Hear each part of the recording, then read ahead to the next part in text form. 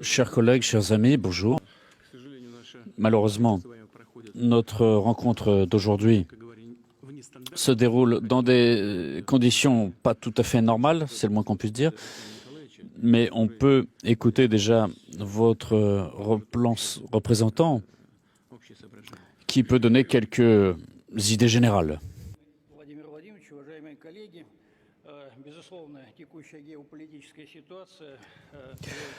Vu la situation géopolitique amène au fait que les milieux d'affaires russes seront obligés de travailler dans les conditions complexes compte tenu des restrictions de différentes natures.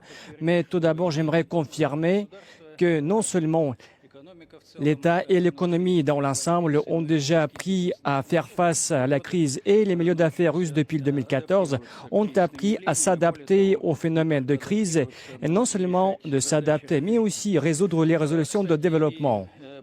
Et en plus, la pandémie du Covid-19 a donné des outils supplémentaires aux sociétés, à notre État, pour que nous puissions mener le dialogue avec le gouvernement russe, parce que nous avons élaboré dans l'ensemble des mesures anti-crise visant aussi à améliorer l'investissement et l'atmosphère d'investissement. Mais en même temps, nous comprenons très bien que de nouvelles sanctions seront beaucoup plus dures par rapport au passé et restrictions précédentes et ils vont toucher au secteur économique aussi, les industries de livraison aussi bien que pour l'approvisionnement des machines-outils. Et ça va concerner aussi les ressources nature, les composants et les chaînes de livraison puissent être bloquées, y compris les chaînes de transport. Et afin de faire face à toutes ces restrictions, les sociétés russes, aussi bien que les milieux d'affaires, seront obligés de travailler de façon encore plus intense pour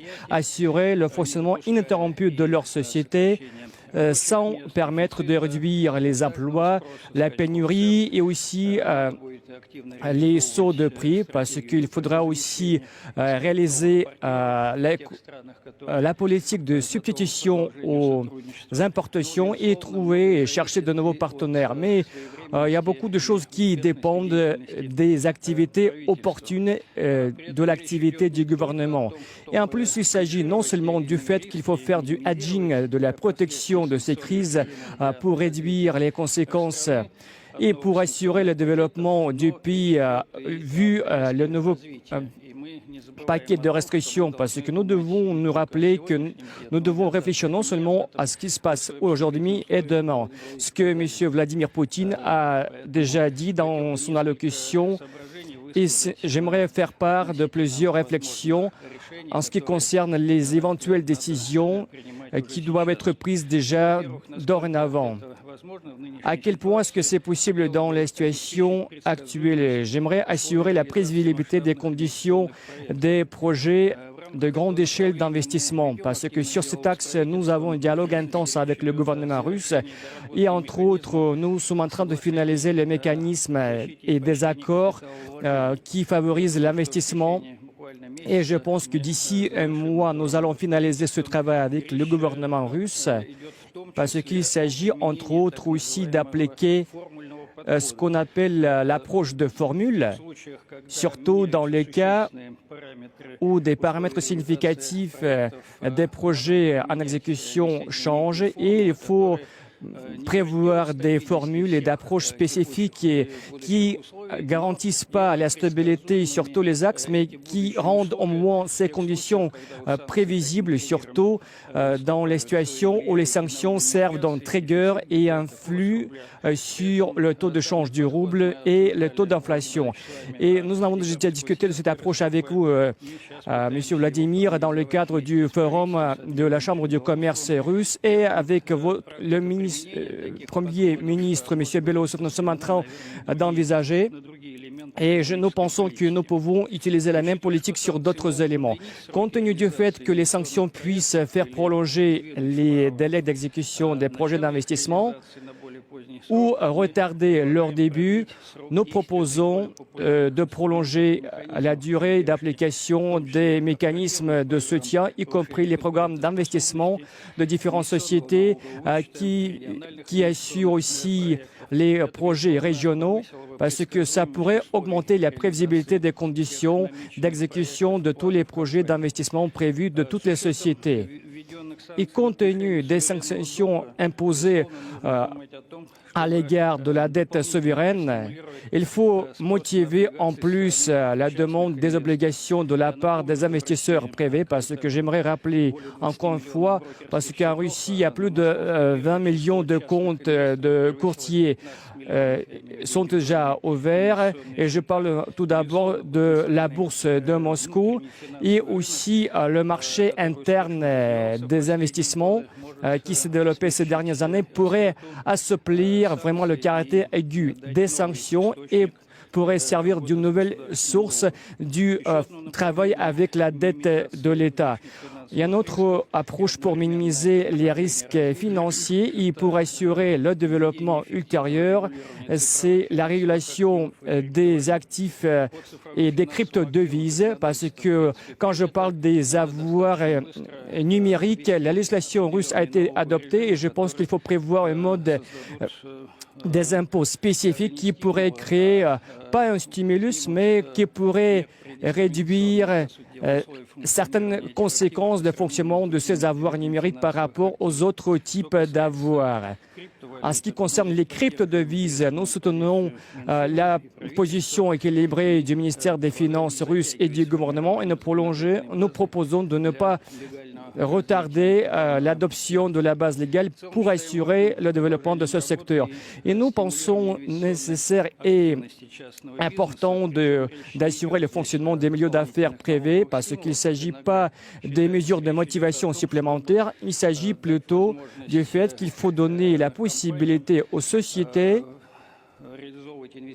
de réaliser les projets d'investissement, y compris en dehors de certaines personnes morales, parce que nous parlons du fait qu'il faut formaliser d'une façon plus détaillée de la notion des holdings et sociétés de holding qui n'existent pas dans la législation russe, et peut-être il vaut le coup de prévoir les moratoires et de lever les moratoires, le paiement des impôts de société, parce qu'il faut détailler la législation sur les personnes morales pour assurer la compétitivité de cette législation, et en plus ça pourrait permettre de comprendre à quel niveau montent les investissements des sociétés russes, parce que nous avons déjà posé cette tâche et nous voulons que notre dialogue avec le ministère des Finances et le gouvernement inclue aussi entre autres ces composants.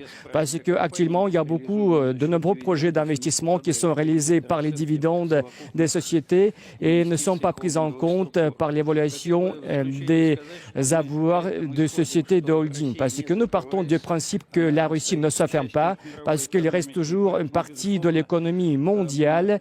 Pour cette raison, nous ne refusons pas du tout les accords internationaux, y compris sur les axes clés de coopération, parce qu'il s'agit des problèmes liés aux hydrocarbures, problèmes de climat, et je pense que ce serait correct que nos partenaires à l'étranger comprennent que les projets dans le domaine du climat, ce n'est pas le domaine où des modes sévères des sanctions puissent être appliquées, parce que ça sert aux intérêts de toute l'humanité. Et je pense qu'il faut continuer la coopération sur d'autres axes, y compris sur la régulation internationale des impôts. Et je pense qu'il faut tout faire pour démontrer au maximum que la Russie reste une partie de l'économie globale et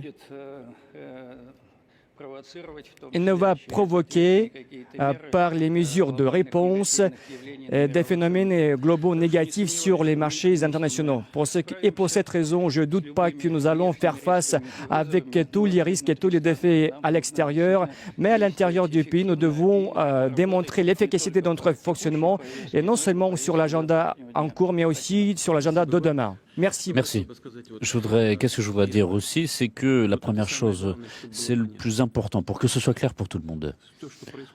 Ce qui se produit actuellement, ce sont des mesures forcées. On ne pouvait pas agir autrement. Les risques en matière de sécurité qui ont été créés sont tels importants qu'on ne pouvait pas réagir autrement. Toutes les tentatives que nous avons entreprises ont été vaines, se résumer à zéro. Je suis même étonné. On n'a pas bougé d'un seul millimètre sur aucune question. C'est la première chose. Encore une fois, je tiens à le souligner, c'était des mesures forcées. Il pouvait y avoir de tels risques pour nous parce que je ne sais pas comment notre pays aurait pu continuer à exister. Deuxièmement, nous comprenons tous dans quel monde nous vivons et nous comprenons bien quelles peuvent être les conséquences de la situation, notamment des sanctions. Néanmoins, ce que je vais dire est très important pour moi. Je veux réagir à ce qu'a dit le président de l'Union des entrepreneurs et industriels de Russie, M. Alexandre Chokhin. La Russie demeure une partie, un acteur du marché international, de l'économie internationale. Et tant que nous conservons cette partie, ça veut dire que nous ne voulons pas détruire le système dans lequel nous sommes une partie. Nous ne voulons pas porter de dommages au système de l'économie mondiale. Nous sommes impliqués dans ce marché.